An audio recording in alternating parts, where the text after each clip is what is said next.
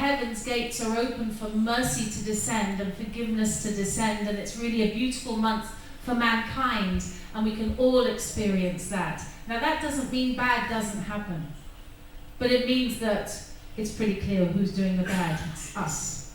We don't have anyone to blame.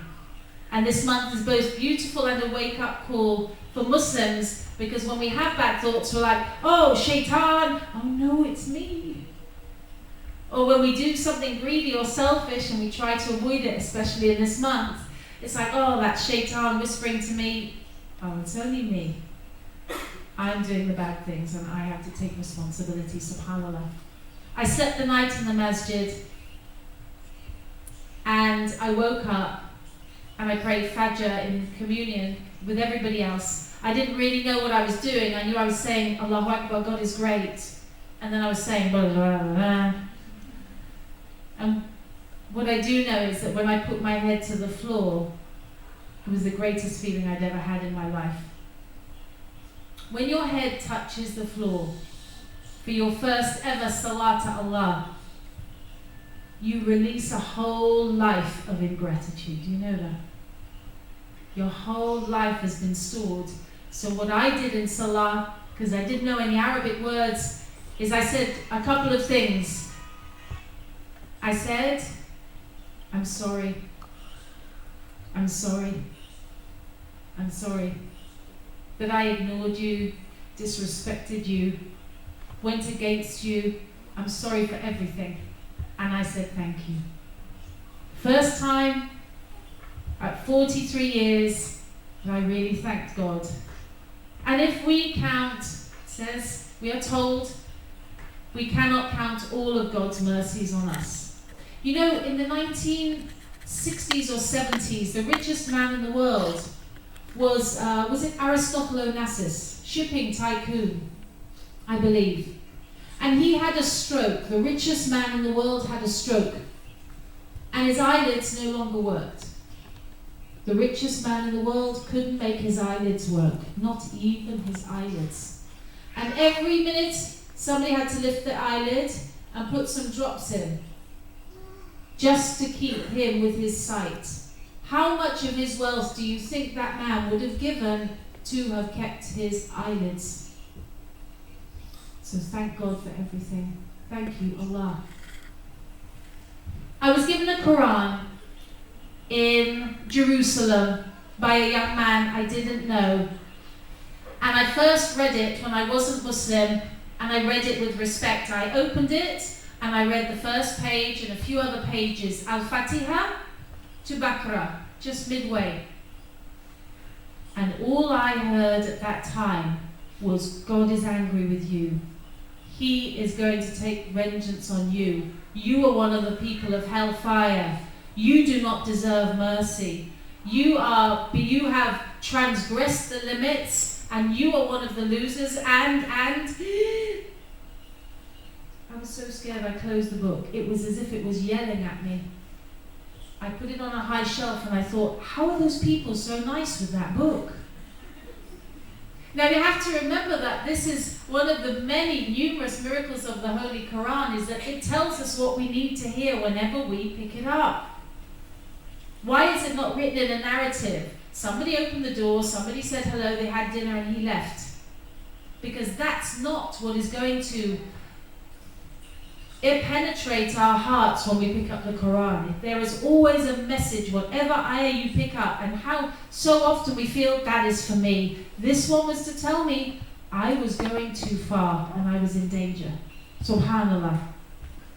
And it wasn't until I took my Shahada that I opened the Quran nervously. Can you imagine? I became Muslim before liking the Quran. Subhanallah. I came to Islam because of the people, because of the qualities they showed me. And I know that seems amazing, and as Muslims we'll look and go, yeah, right. Because we don't trust each other now, because we say terrible things about each other, because it's weird for me being British how little the Arabs actually trust each other. Oh, you're British, let us trust you. An Arab, oh, I won't trust him. God, forgive us and unite us. Bring us closer to his message. I read the Quran when I became Muslim, and it opened doors of understanding that I'd never had. Suddenly I knew I wasn't running the universe, and it was such a relief. Honestly, it's difficult enough being a mother in the 21st century without thinking you're running the universe as well. I mean, honestly, if you wake up in the morning and think, if I do this, this is going to happen, and this is going to happen, and the whole thing's going to go wrong, no wonder people are committing suicide.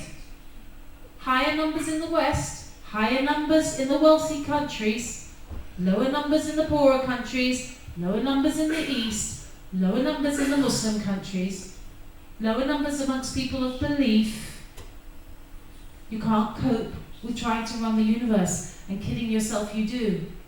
So when I found out that it was God doing it, I was really grateful. Alhamdulillah. Realizing how to ask Him, realizing how to humble ourselves, realizing how things work. I don't suppose anyone's going to put their hands up, but just in case anybody here watches American movies, did anybody watch The Truman Show? Okay, never mind. The Truman Show starred Jim Carrey. And what happened to him was that he was in the character in the film. His whole life was actually a film set. It was a TV show. And from the moment he'd been born until a certain point in his life, it was being recorded and none of it was real.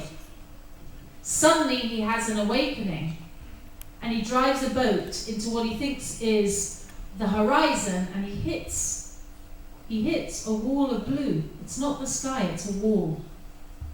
And then in the corner of the screen, he sees a little door and he opens it, and he goes through the door to the rest of the world and the rest of his future. And that is exactly how I felt when I came to Islam. When I took my Shahada, the rest of the universe became, if not accessible, then at least understandable to a certain degree. Doors of understanding and perception were open, subhanAllah. Now, you've all been very patient and your stomachs are grumbling. May Allah give us more patience. What do Muslims snack on? SubhanAllah, do you know what? I did that this morning, and it's only because I'm fasting. SubhanAllah. When I came to Islam, then what happened? There were certain reactions. In myself, my immediate problem was actually, what do I eat? What do I feed my kids? Because as a British person, every snack that you put in the lunchbox is ham. Everything is pork. It's not just bacon. There's processed meat and processed this and ham that and pork this, and I didn't even know how to make a sandwich without ham. So I was really worried about this. I'd also spent from the age of 12 to 42 as a heavy drinker. Yet when I took my Shahada, that night I tried to drink. I tried to drink immediately after saying my Shahada, may Allah forgive us. Because I wanted to prove, hey guys, I'm just me, but now I'm Muslim me. And I drank it, and I felt disgusting.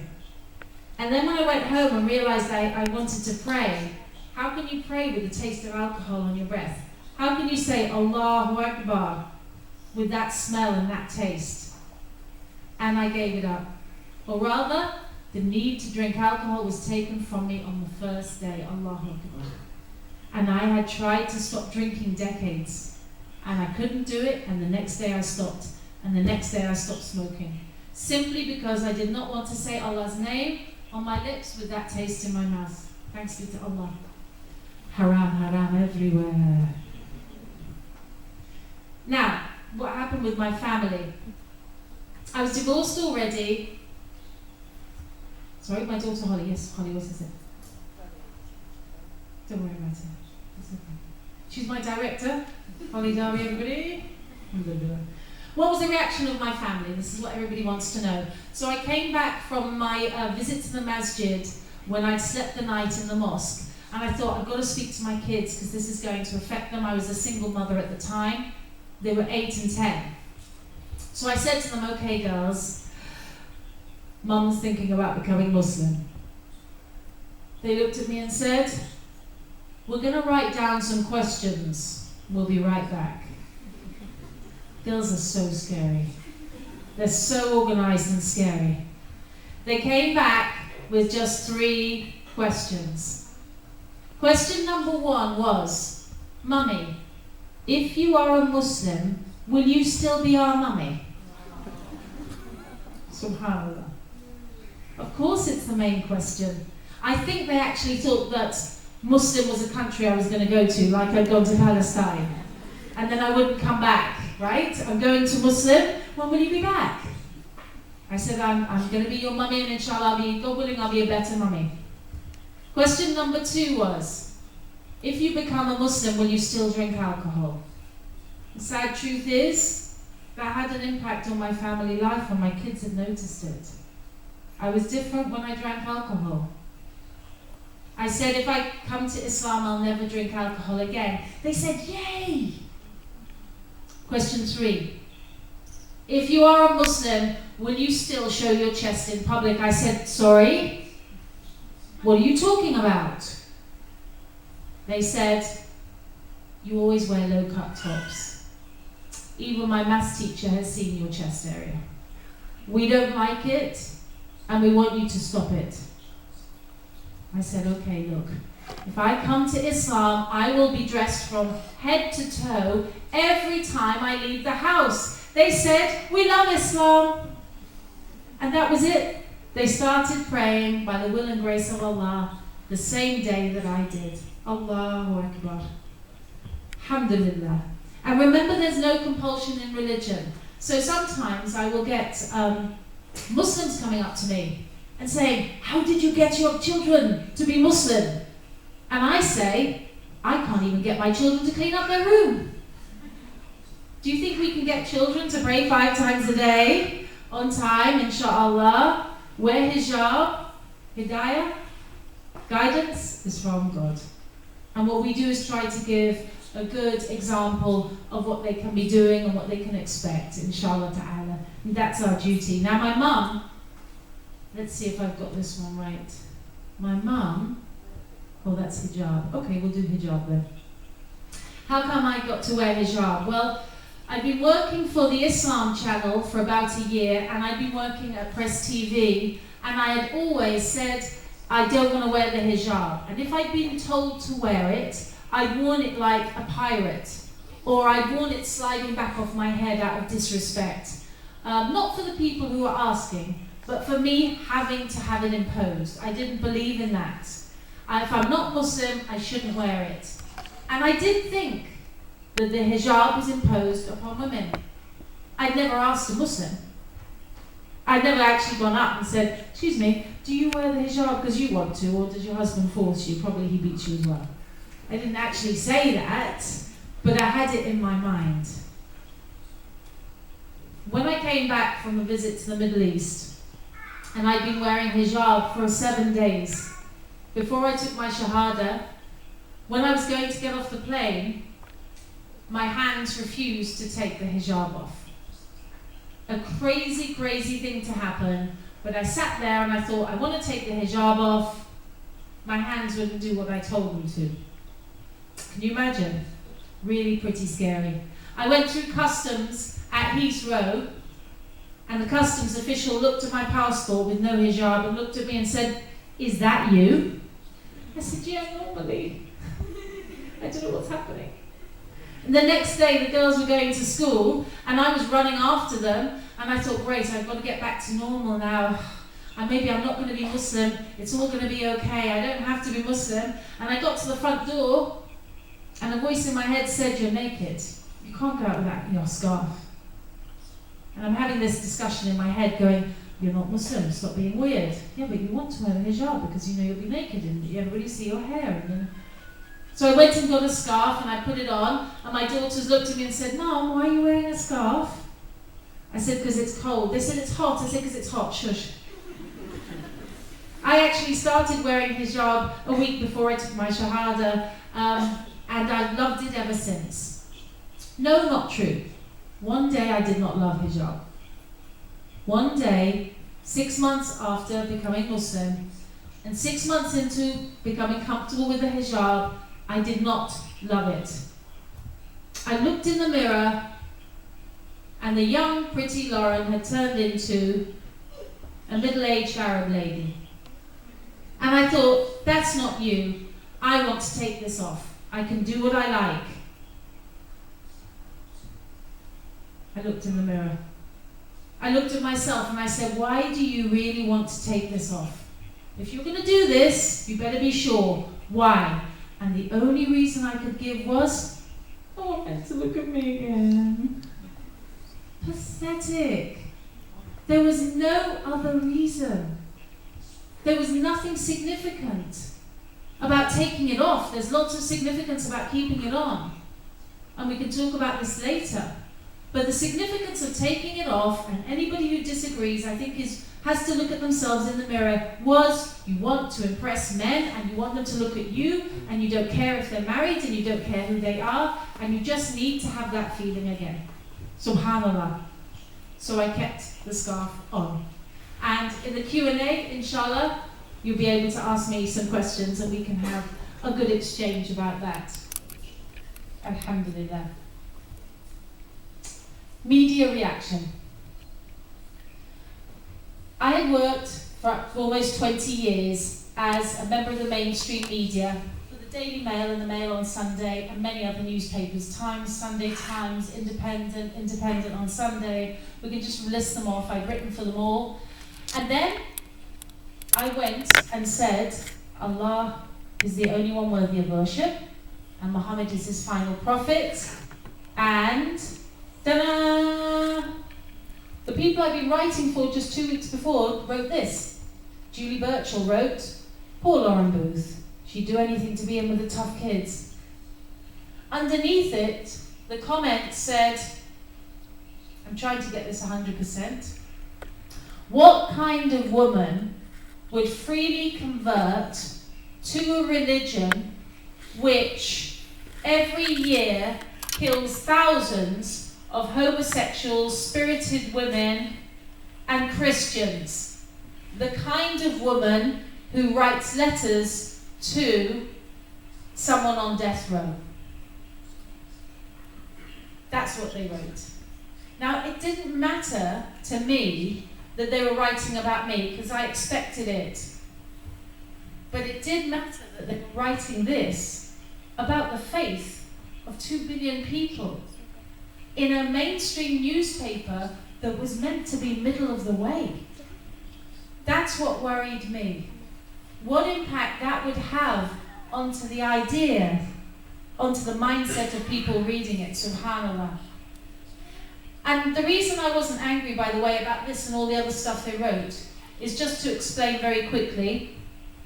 The newspapers in Europe and America have gone so far down the route that Islam is evil and Muslims are crazy people waiting for a secret call to overthrow governments and kill everybody in the West. We're just sitting there waiting for some, some kind of call. And then we'll all, wah! We've been pretending to be your doctor, but now we'll kill you all. It's ridiculous. They've gone so far with that narrative that how can they then go, oh, hang on a minute, but one of our writers said, La ilaha illallah Muhammad Rasulullah, so maybe it's true. You can't, it's not easy for them. So I forgive them and I don't mind too much, but it is affecting people. So I'm going to pretty much leave it there. And I put this up just as a reminder of how much I love my mum, actually. Because she believes the Muslims are coming and ISIL are going to be on her doorstep and she's really afraid. And you know what? The other day she said to me, Inshallah, I'll see you soon. I said, Mum, do you know what Inshallah means? She said, it means God willing. God willing, I'll see you soon. Inshallah. And you know what? My mum, who believes all the headlines, she loves her daughters. She loves them the same as she did before.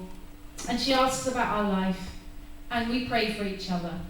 And so we're really, really in a blessed and grateful place. And I want us to just know now that for me as a new Muslim, I've entered a strange and wonderful new world. And I am your sister. Alhamdulillah. And I have a family that I could never have dreamed of 2 billion people. And I know we have faults, and sometimes we'll fall out. But you know what?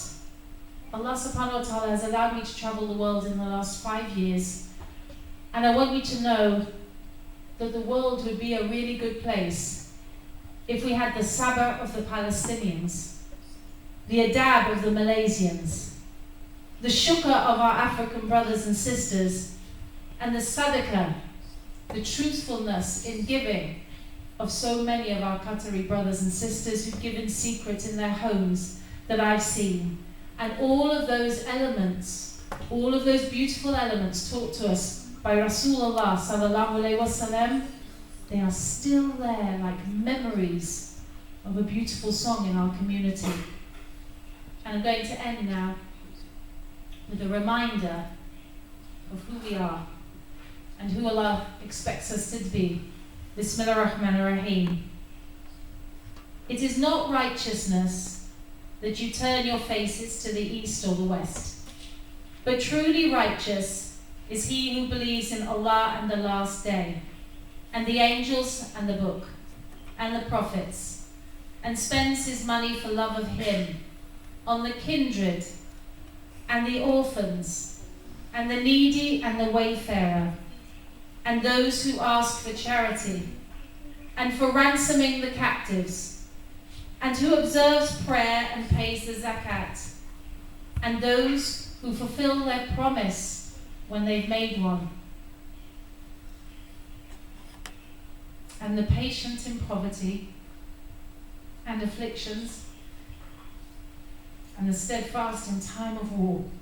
It's these who prove truthful. It is these who are the God-fearing. Sadaqallahu al-Azim. That's in Surah Baqarah. Subhanaka Allahumma wa bihamdika ashhadu an la ilaha illa anta ashhadu anna Muhammadan Rasulullah. Barakallahu feek.